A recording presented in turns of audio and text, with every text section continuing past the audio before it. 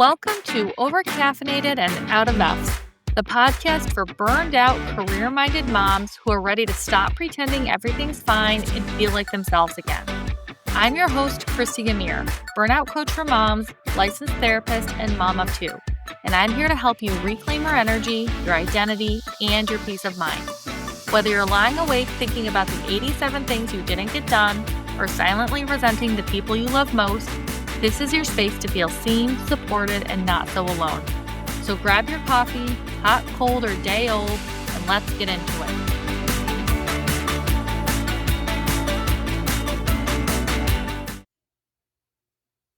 Hey everybody, it's Christy. Welcome to Overcaffeinated and Out of Effs. In today's episode, I'd like to welcome our guest, Kate Hendrickson. Kate is a storyteller and leadership consultant known in her local community for contributing to blogs and magazines. She is expanding her audience this holiday season with her debut novel, Christmas Switch, a witty holiday rom-com about a mom who is fed up with the chaos of Christmas preparations and decides to swap roles with her husband. A story inspired by the real-life juggle of working parents trying to do it all. Almost 2 years ago, after more than a decade in the corporate consulting world, Kate stepped away to pursue her dream of writing, but she never fully left the consulting space. Today, she helps small business owners strengthen their leadership skills, build stronger teams, and track what really matters through effective KPIs. Kate lives in the Florida Panhandle with her husband and their 2 sons. She's still learning personal and professional balance, but laughter and coffee help make it all manageable. So I've invited Kate here today to share a little bit about her personal story as a burned out, career-minded mom, just trying to manage it all, balancing both mom life and life in the corporate world, talk a little bit about her book and all of those kinds of things. So, Kate, thank you so much for being here today. So glad to be here, Christy. This is going to be fun. I know, it is going to be fun. I'm looking forward to it. And I have to tell you, I'm eager to get to the part where we talk about your book because I want to hear more about that. But we won't jump ahead too quickly. So can you maybe just start by telling us a little bit about yourself, your family, and the work that you were doing in the corporate world? Sure, absolutely. So I am a recovering type A, right? So who tries to do it all, still trying to do it all sometimes. But my career started a long time ago. I'm not going to age myself, but in actually the entertainment industry in television and film. My degree is in mass communication and journalism. I really loved broadcasting. I loved writing. I mean, the journalism aspect was really something I leaned into in college. I was a DJ on the radio station. Those were all things that which I just loved and wanted to do more of as I left school. So after that, I did get into TV and film, and I was a casting coordinator and production coordinator for multiple years. And so really using my type A skills and my project management in an industry that was so fun and that I really liked. And so I did that for many years. Which then kind of led me to a role in hospitality. And I was working in leadership operations management in the hospitality area and really learned a lot about leading others and learned a lot about people, right? And learned a lot about myself as I was learning to be a leader myself. And then with that was given the opportunity to move into leadership consulting. And so for over 10 years, I worked with a large consulting firm out of Chicago. My primary clients were healthcare organizations, very large healthcare organizations, with a few hospitality in there as well. But and I got to learn that aspect of people, which was very rewarding, very rewarding. And so I spent a lot of time helping leaders understand, how to think more strategically, how to then set goals that they could achieve, how to then break down those goals into true action plans, and then explain and teach and communicate that to their teams. And I can tell you, I loved the work. I really loved the work. So I did not leave because the work wasn't fun anymore, right? It really was fun and rewarding to do that. Um, but I also had to do some self-reflection and say, there's other things I wanna do. I wanna lean back into my writing. My kids are getting older and they don't, I don't have them here at home that long, so wanted to Mhm. lean into them. The work, you know, working with the consulting firm, it's very, um they expect a lot of time and a lot of hours and a lot of travel sometimes, and it pulled me away from some of the other things that were important as well. So I truly had to do a lot of just, um soul searching and saying like, where do I want to focus my time and energy, and make some really tough decisions a couple of years ago, and so I did. And so now I am working for a smaller consulting firm, so I still get to do the work that I love. However, we are a team of less than 10. Okay. The work that we do helps home service business owners, so with their leadership skills, because a lot of them they were great plumbers. They can install a garage door like nobody else, right? But didn't necessarily know. They don't necessarily know the leadership skills they need to lead a team of people. And so we get to do that work, which is also very fun. And I also get to, um, it allows me the flexibility and the freedom to write my book and then write some more. I've got another book I've started. It allows me to be at my kids, school activities and be involved in their sports a little bit more. So it's been really rewarding to make this shift, but man, was it scary. Yeah, well, I can imagine. Well, and so, okay, so you talked about, how you were like obviously very busy and, traveling and had all these things going on, wanting to carve out time and space for your creative work. And then you said also wanting to, spend more time with your kids as they're getting older. So before you ultimately like made that shift, before you were able to kind of scale back a little bit, what did you find were, or even now, really what have been some of the biggest challenges that you did face doing both of the things, right? Doing all of the things as a working mom. um, I think these 2 words are thrown around a lot, but it's very real.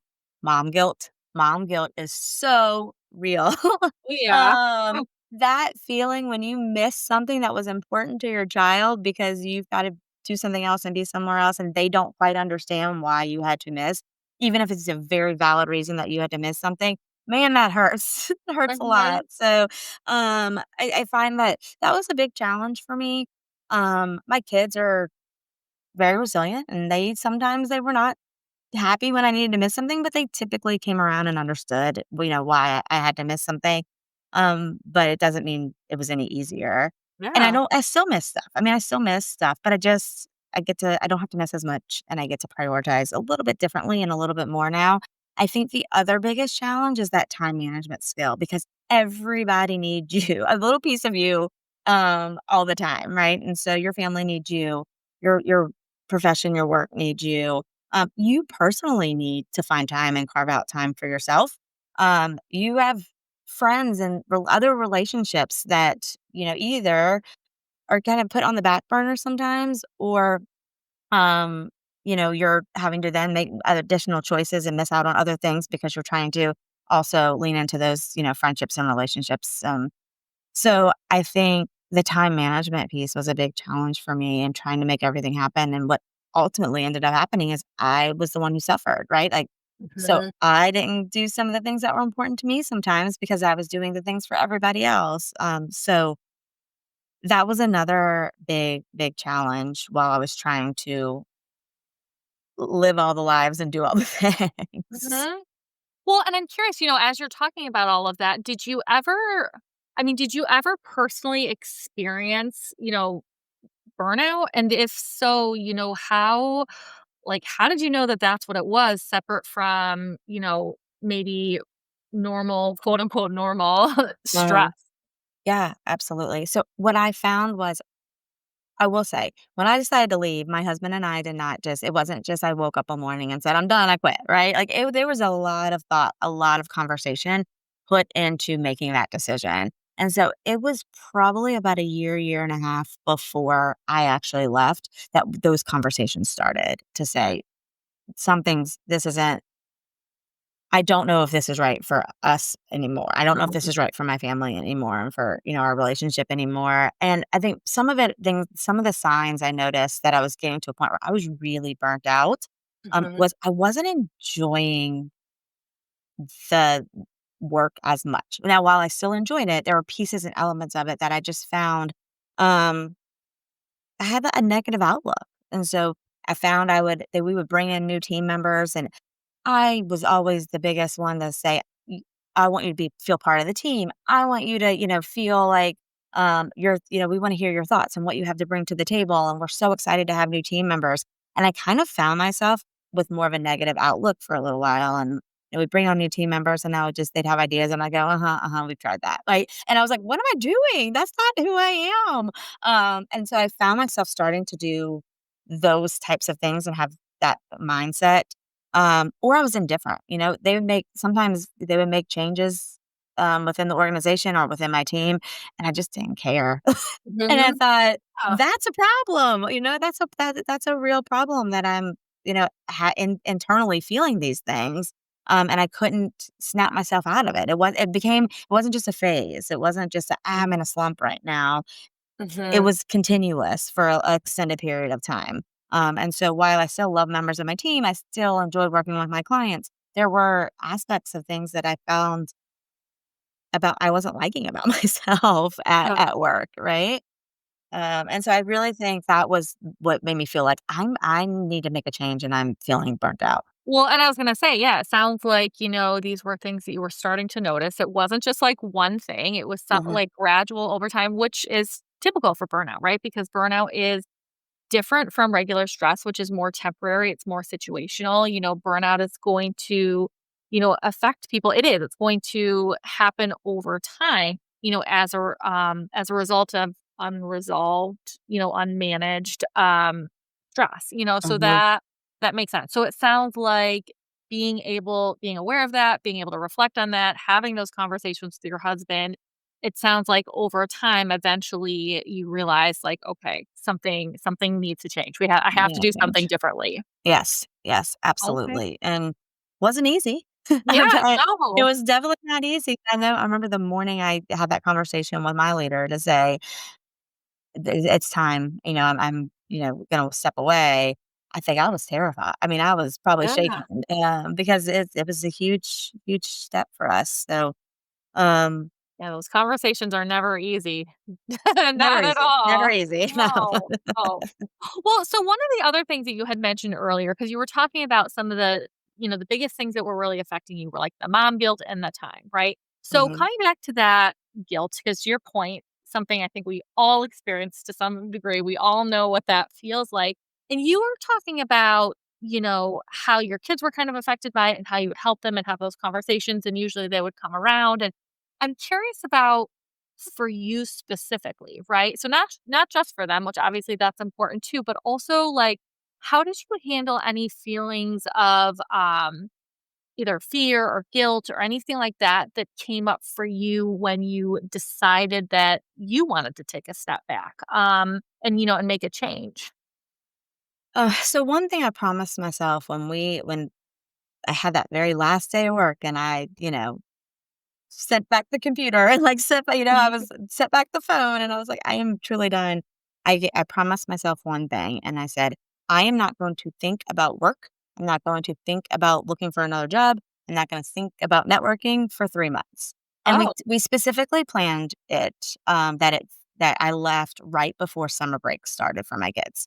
So Mhm. that way I was able to truly just lean into the summer months, and you know what I did? I we would there would be a Tuesday, we wanted to go to the beach in the middle of the day, and we went to the beach in the middle of the day, and I wanted to go have lunch with a friend by myself on a Wednesday. I went and had lunch with a friend by myself on a Wednesday, and so not only did I lean into for those 3 months just spending the time and making memories with my kids, but I also leaned into doing things for myself.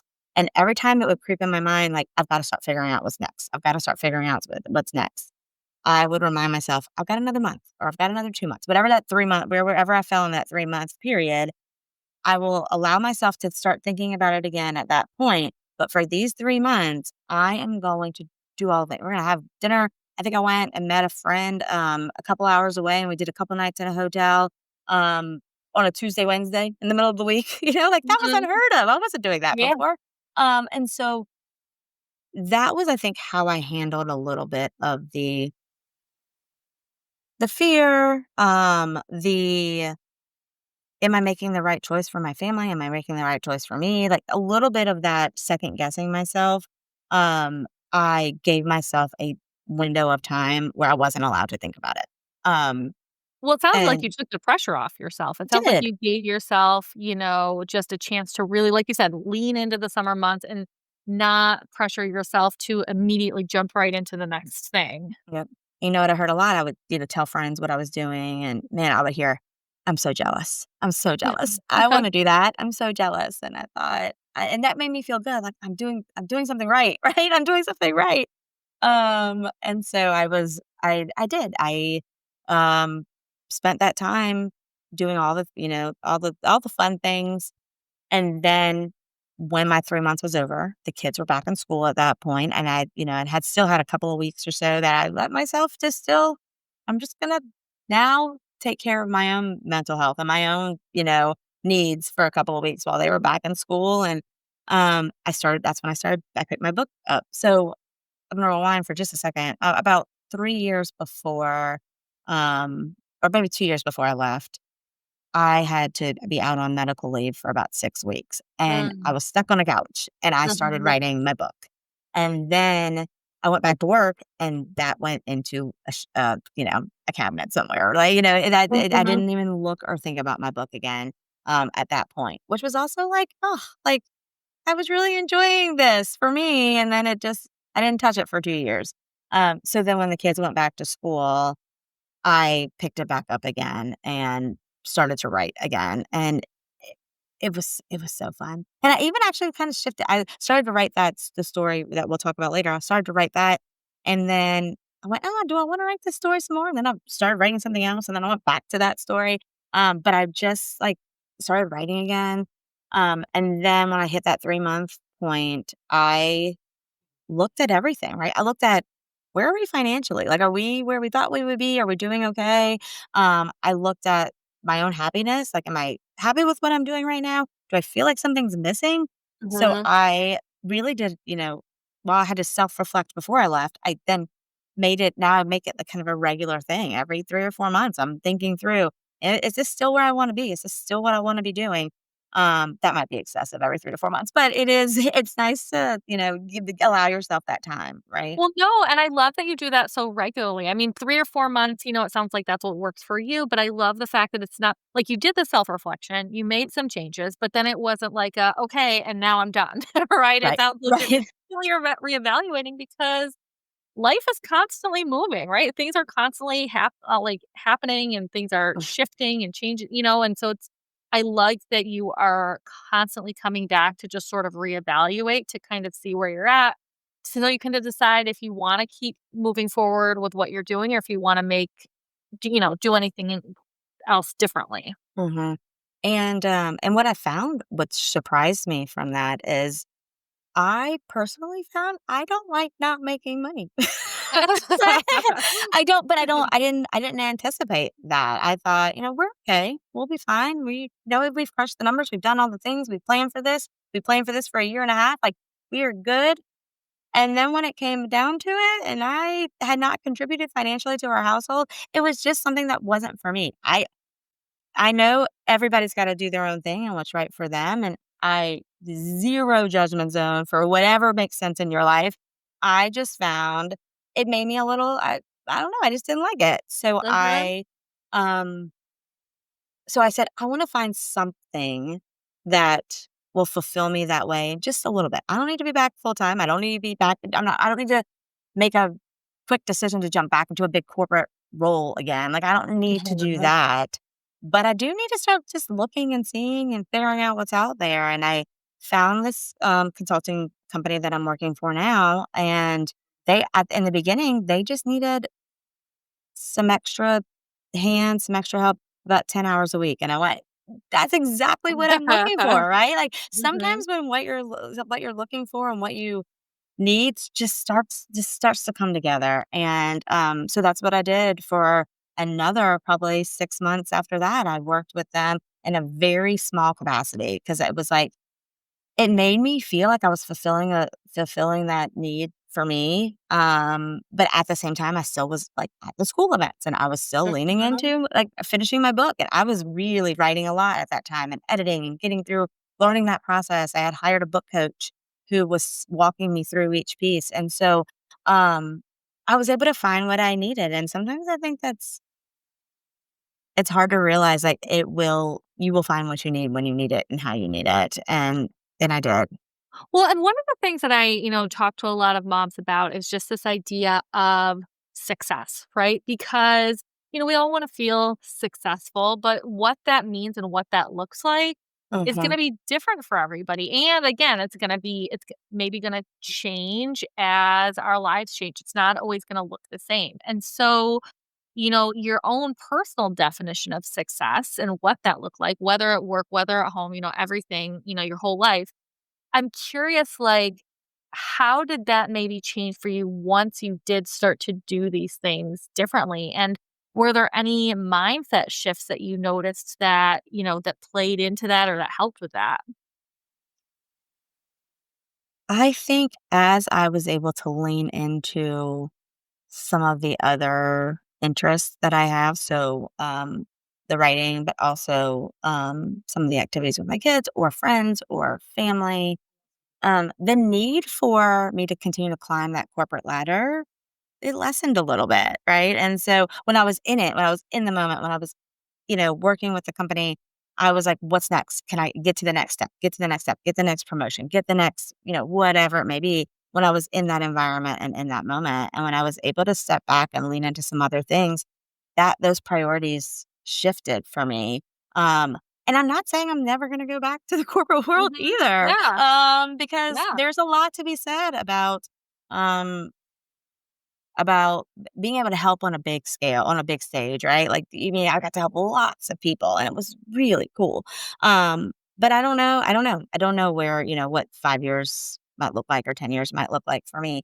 But can say right now, I'm really happy with the balance I've created with professionally. I'm still feeling like I'm learning and growing and able to do the work that I love, and at the same time, able to give what I need to my family and my friends and my own interests, my, going to dinner with friends and not always having to say no because there's a work conflict or this conflict and Right. things like that. Yeah. It's like it's really nice to be able to to balance all of that. Yeah, no, absolutely. And balance, just like success, like balance is also something that is going to look different for different people based on what, their values and what's important to them and what's going on in their lives and all of those sorts of things. You mentioned that you are feeling really happy with where your balance is right now. And again, maybe at some point that will change, but for now you're Mhm. feeling good about it. So looking back, I'm curious, like, what do you wish you had known earlier about balancing work and motherhood?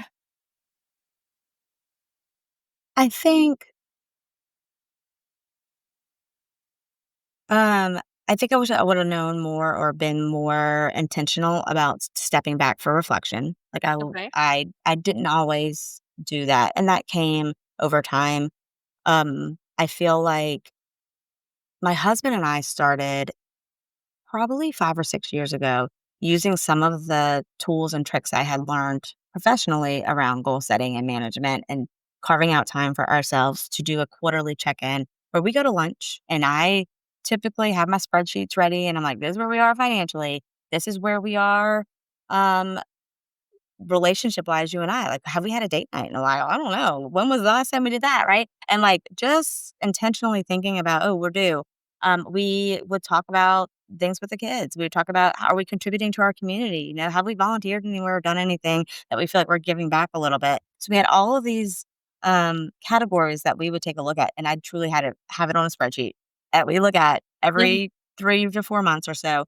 So we started that maybe 5 or 6 years ago, but it was always family focused. It was Mhm. always, what are we how are we how are things going as a family, and not how are things going for me personally. And Mhm. I found I was losing myself a little bit because I Mhm. was leaning into all of the other things that needed my attention. And so I think I wish I would have started sooner, that self-reflection, um, that where I could focus on my own personal needs a little bit more. Um, which is interesting because it also, I think, gives the freedom to for everybody else to like do the same. And what I Mhm. mean is, like when I started leaning into things that are important to me, it also pushed me for me to push my husband to lean into some things that are important for him, right? I'm like, well, I went to dinner with some girlfriends. Like, hey, you haven't done, anything in a while for yourself. Like, do you need some time? And it would just kind of remind me to make sure he's doing the same thing. But I think I wish I would have started the self reflection earlier. Um, I wish I just would have understood, and I guess it comes with time that it's all hard. I mean, Yeah. everything's hard. Yeah. Mhm. So it's all hard and really um making sure you're giving yourself what you need to get through the hard times and giving Mhm. yourself make sure you have that support system, making sure that you're not forgetting the things that are necessary to keep you as a healthy human, right? I think Yeah. those are things I wish I would have started and known earlier. Yeah, yeah, okay. Well, and I really like when you talk about, like, being intentional, doing that self-reflection because that's really how, we're gonna understand ourselves better. That's really how we're gonna understand what our needs are, what's working well, what needs to change. Like you even said, one of the things that you recognized is that you'd been placing so much focus on your family that you realized you were losing parts of yourself, right? And Mhm. now having that awareness, it sounds like now you are more intentional about making sure that you are also prioritizing not just your family, but also yourself. You said your relationships, the money, all the things. You're looking at all the things, and it sounds like that's part of it too. Right. So, I'm gonna switch gears just a little bit because I've been waiting very patiently and eagerly. Like, I want to hear more about this book that you have been talking about. So, you said it's called Christmas Switch, right? So, can you Correct. tell us a little bit about the book and what inspired you to write it? Sure. So I will be honest, I read a little bit for professional development, but majority of my reading is for fun. It is for true I just want to escape into another world. And while I read lots of genres, I find I gravitate to rom-coms, especially in the holiday months. Like I just want something light. I just want something easy. I want something that makes me happy and brings me joy. And so when I started writing this the first time, Mhm. 4-ish years ago, it happened to be the holiday season. So I just was writing what was in my head right in the moment. And loved it. Like loved like creating these characters and leaning into the holiday season. And so but also leaning into what I know. I was like, if I'm gonna write, I'm gonna write what I know and what I'm comfortable with. And being an overworked overstressed mom is part of, what I knew at the time. So I started to write about that. And so so the story is based on these two characters. The Allie is the mom, and it starts at Thanksgiving where she's Thanksgiving has just ended. It's the weekend, Mhm. weekend after Thanksgiving, Mhm. and she's already thinking Christmas. And her husband's watching football, and he's relaxing, and he has zero like his Christmas is not on his mind. Mhm. And so she's making her list and starting to think about getting the Christmas tree and starting to think about getting Christmas decorations down and all the things that need to be done. And he kind of tells her, just relax and chill. And that's not the right thing to say. So they get in a little bit of a argument. And he says, all right, let me do Christmas this year. Mhm. And they make, a handshake deal around, I'm going to take over your Christmas duties. You're going to take over mine. And so you follow them through the month of December and all of the ups and downs as he tries to navigate the Christmas shopping and Can imagine what planning it, that must have looked like. right? And, putting together the elementary school holiday party. And she's, having to climb tall ladders to hang up lights outside. And so it's funny and fun, but relatable. Mhm. And what I really hope is it just it makes people happy and brings some joy and makes people go, "Oh my gosh, I could not never do that," or, "Oh my gosh, I want to do that," Right. and makes them relate a little bit to the feelings of Allie and Tommy, um, and their funny and fun Christmas Mhm. holiday. Also, and in addition to, it sounds like, being this lighthearted, fun, funny book, very relatable. Is there is there a specific message that you would hope the readers, especially moms, would take away from it? I think a couple of things. I hope that they would take away, everything doesn't have to be perfect all of the time, Mhm. and you can, it's okay to just let some things go or to say no sometimes. Um, so I think I hope maybe that if some of the readers, say, "Hey, you know what? I'm gonna do things a little bit differently this year." I also hope they can take away an appreciation for, what their spouse does or partner Mhm. does or, whomever is helping you through the holiday season, a parent, whoever it is, that it's a little bit of a give and take and everybody has their strengths and that we learn to appreciate each other a little bit more. Yeah, no, that is a really interesting comment for you to make too. Because even when as I was listening to you talk about the book and you're talking about, having the spouse take over Christmas shopping, and my first thought was like, "Oh gosh, what would that be like?" But then you started talking about how she was hanging the Christmas lights, and I'm like, "Oh man, I don't wanna do that." Right? Right? So, yeah, but I mean, that's a really good point, right? So we do a lot, and then obviously that deserves, acknowledgement and recognition, and, we don't wanna be carrying all the things, but we also don't wanna forget about the things that our partner is doing because a lot of times they are helping and doing things as well, so that Yes. that makes sense. So, okay, so where can so the book just came out, right? Yes, it did. Yes. Beginning of November, I think you had said. So, where can listeners find your book? Where can they learn more about you? Sure. So, the book is at all major retailers, so Amazon, Books A Million, Barnes& and Noble. Um, you can also go to my website. It's kate-hendrickson.com, and I've got, all the local indie bookstores, all the local bookstores listed that have been so supportive and helpful to get the book out there.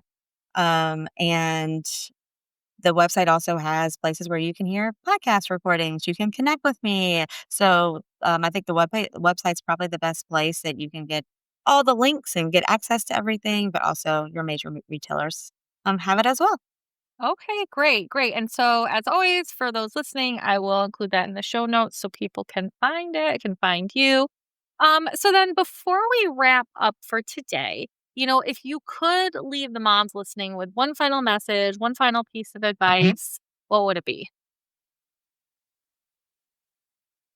I would say it's okay to give yourself permission to lean into yourself, right? To like, it's Mhm. okay to give yourself permission to focus on something for you, to self reflect. I think it's okay. It's okay.